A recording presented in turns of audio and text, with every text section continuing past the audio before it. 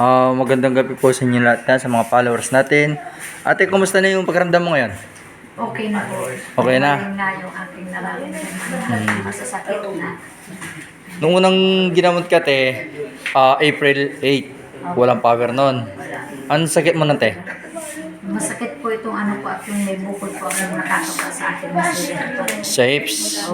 Ngayon, te, anong pakiramdam mo ngayon? Wala na po. Follow up niya ngayon po ay graduate na po siya ngayon. Try mo nga maglakad, te. Dininig niya sa Sa paghihi po, di rin daw po siya nakakahihi siya, te. Pag upo. Ngayon, te, ngayon, anong pakiramdam mo, te? Wala na po kahit mag-jog na. Makihabula na po. Nawala na po yung masasakit. Ilang taon niya nasakit yan?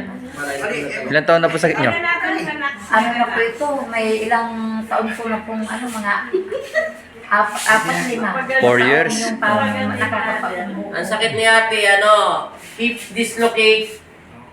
Tapos, may sapi ka ba yun, te? Wala. Wala, hip dislocate, mga sciatica nerves lang yun. Yun po ang sakit ni ate. Yan po siya ngayon. Ngayon graduate na po siya. Kita pala. Papa G. Kita pala. Thank you, Lord. Thank you. Salamat po. Dalawang gamot. Taga saan si ate?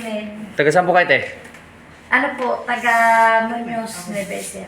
Muñoz. Science City of Muñoz. Yan po siya, ate. Dalawang gamutan lang po. Graduate na po siya ngayon. Po, salamat. Bye-bye. Salamat po, bye-bye.